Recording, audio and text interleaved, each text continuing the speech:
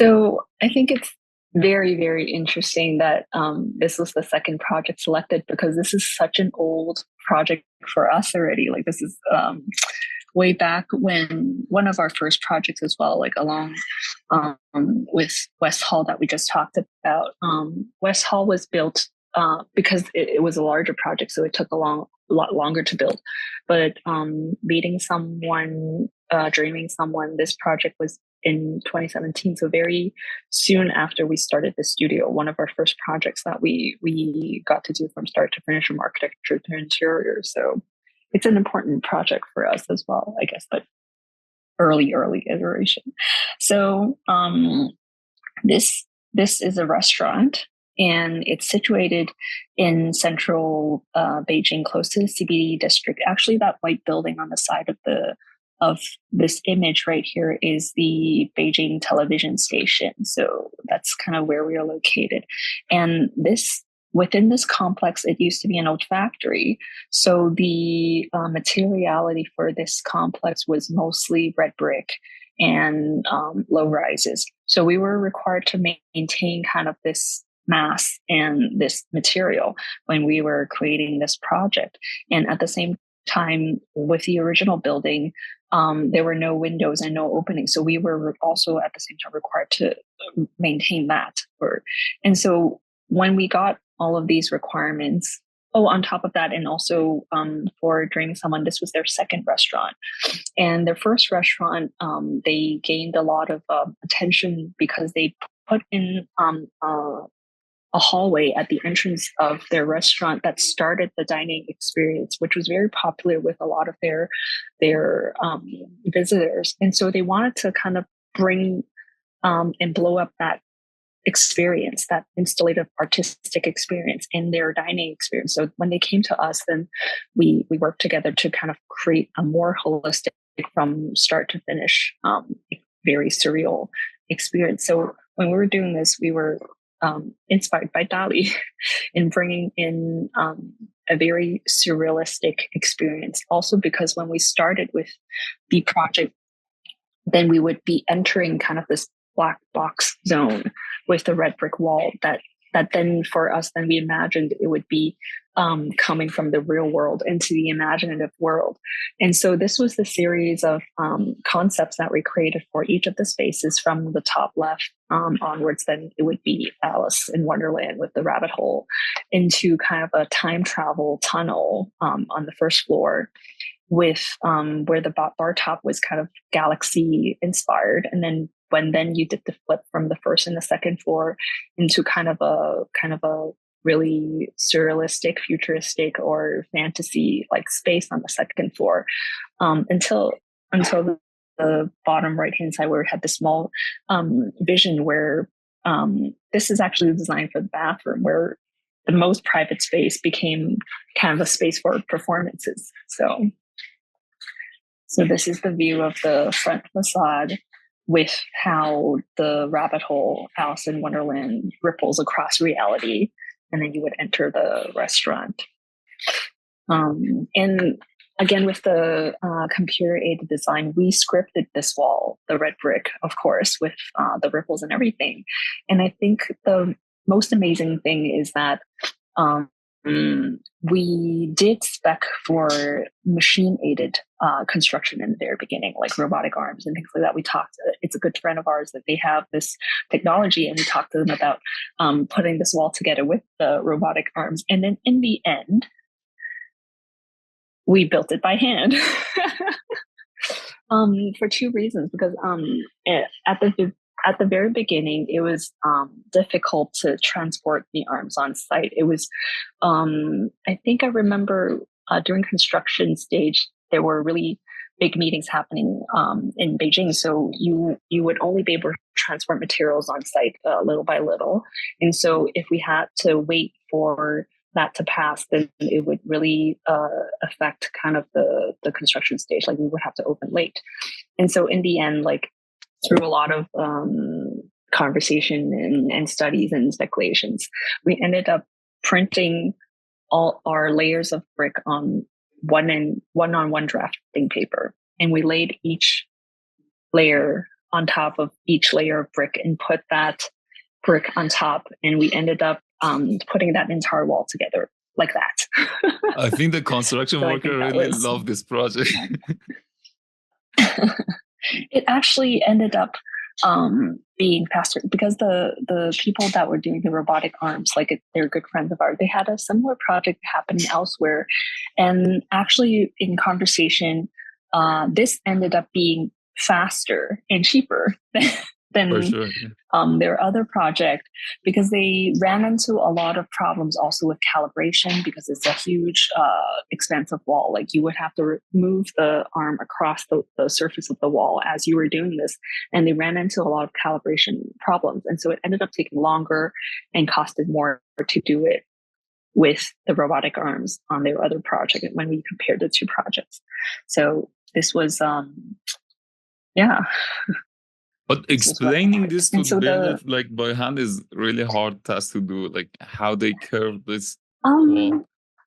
No. So we printed on one on each layer on rolls of drafting paper, and we would on each. So this was where we used computer aided design. They would take the entire wall. They would draft the bottom layer. So each brick would have its own line in a solid line, and then dotted line of the brick below and above in different dots. So they would be able to match that. And so workers didn't know what they were building. You give them the pattern, they just had exactly, right? You give them we gave them the outlines. Oh, okay. So they would lay down one layer of brick, put on the next layer of paper, match that with the bottom line, and then put on the next layer of brick, and then match the next. So this is how this wall was built. Yeah, it's like it's like playing for kids. Like they have these puzzles. Yeah. Like a bit like Lego in that sense. Mm-hmm. And they had no idea what they were building until the entire thing. So you can see as they were building it, they kept the paper in, and they removed the paper after the wall sat on site, and the glue, the mortar dried and things like that. And then they removed all the paper. So actually paper's still in the wall. Yeah. So this is the interesting thing. So you can see how it was very perfectly laid. There were no errors in kind of how that looks good. Yeah, so that was quite amazing for us to discover as well. So this is the first floor where the time tunnel intersected with the arch space. So this was with the client, we talked about having a past space and the future space. So this would be the past space with the golden arches. I think Gatsby was really popular during that period of time. A lot of movie scenes as inspiration for this project. So this was the first floor with the bar on the left and the open kitchen on the right, and the dining space here. And this was during construction, where we also had to optimize material usage because we had a lot of hanging panels, which would be quite heavy. So from the side, you can see it's actually a varying space between the panels as you hang. So they would be tighter in the top and then looser on the ends when the panels got larger. So that effectively reduced 1/3 of our material usage when we optimized that. So you can see here the space is changing as well from the middle to the sides. And you can see we selected this amazing piece of stone, which when it's backlit, it looks a lot like the galaxy. So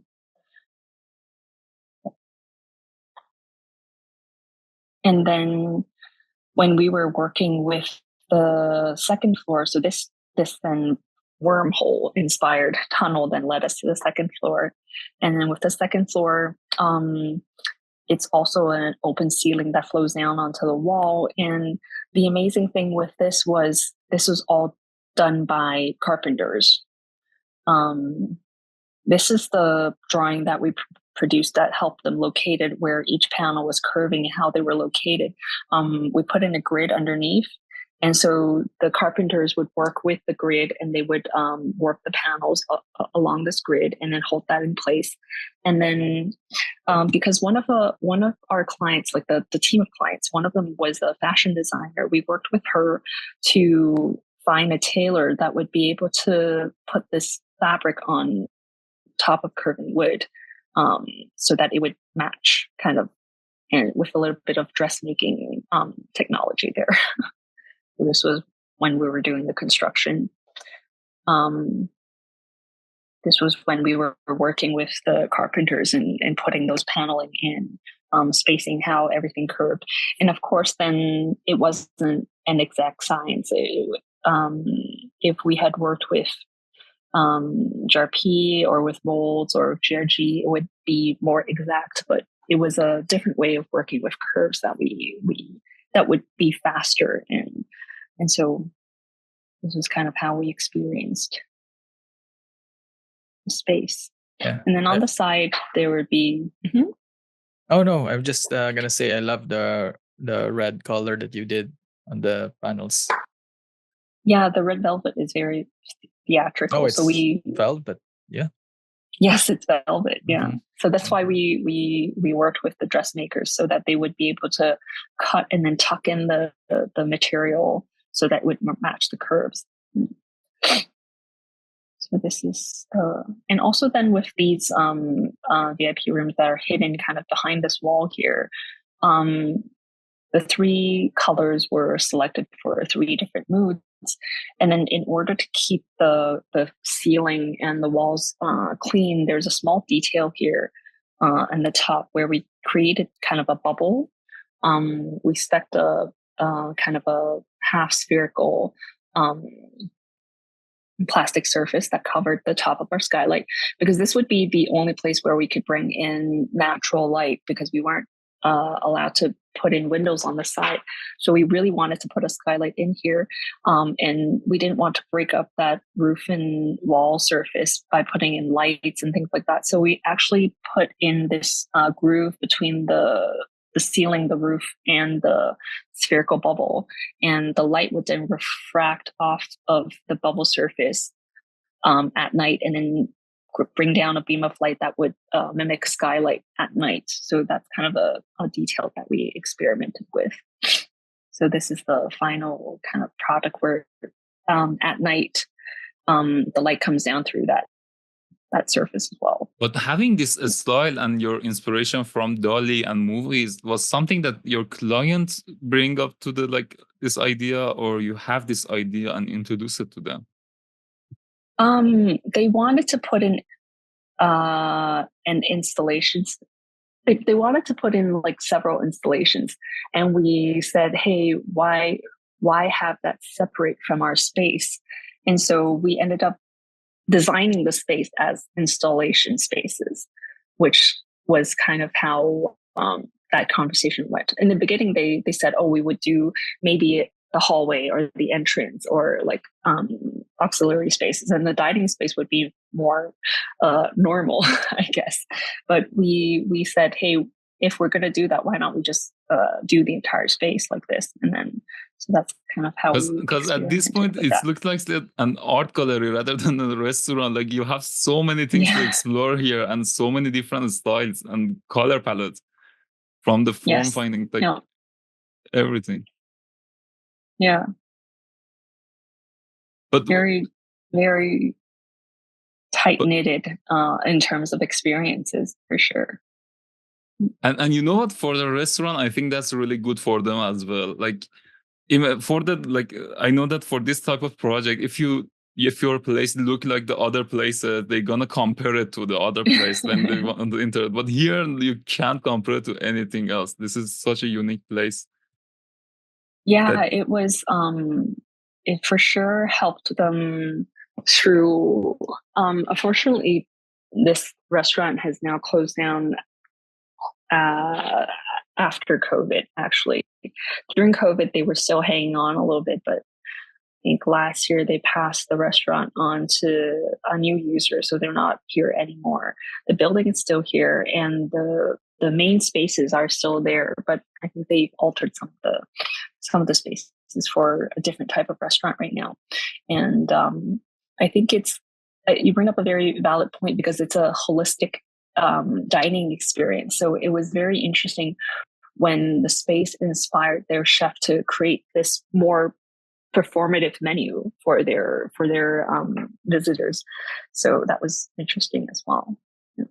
I think the question is similar to the one in the first project, where I'm always curious how you're able to imagine a space artistically and then be able to uh, translate that into the actual physical space. I mean, that has always inspired me for some designers. And Yeah. did you find it as like how you envisioned it from the start? Did you find it as like how it was in the final after construction? Actually, for this, I mean, um, with our visions, like as we design it, we are very careful because this project is also in Beijing. So we did again work carefully with contractors on site. We were there very often, but I think one of the things that we have a lot of experience with is making this reality, like with this original design. Actually, maybe I can send you our original renderings after this, but we have a lot of experience in some of the difficulties that they would arise and how to make that happen. But I think back to your initial question in how we came up with the vision in the beginning, I think with this project, it was especially on top of being inspired by Dali, we really designed it like we were movie directors. So we designed it like movie scenery. Like we had the storyline that we wanted to situate in different areas. And actually, this is the second iteration for this project, because originally they were going to do a separate bar space along with the restaurant and so on. And so it would be three separate spaces rather than two. And the architecture itself was altered in the middle. So this was actually the second iteration. But with the first iteration, we were already very focused on kind of scenery design.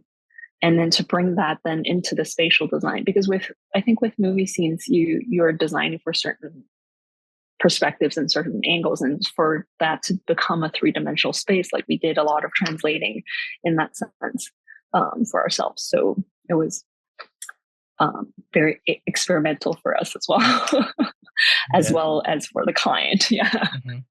Well, it's a nice reference though that you're trying to make it like how they make it in the movie set. I think it's also important if we want to capitalize on the experience of the architecture, right? Yeah. Mm-hmm. And can I move to the final question, Lionel? Yeah, sure. And Fernie, we have this question at the end of our meetings. Like, what's your advice to the younger generation of architects that want to start their career now? Oh, to keep that passion, I think, because I think for architecture currently, I think it's different everywhere in the world, but especially difficult right now when we have so much problems that we're working with from the society to sustainability and all of that. Like it's increasingly difficult, even though we have so much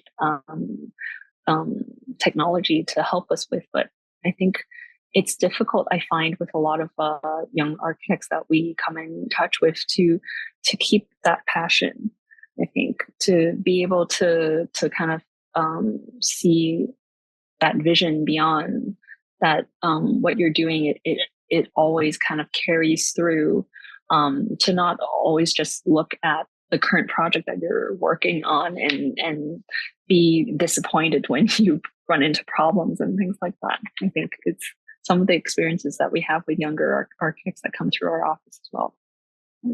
Thank you so much. You have such an amazing and inspiring project, and wish you the best of luck in the future project. Thank you for being with us today and sharing these ideas.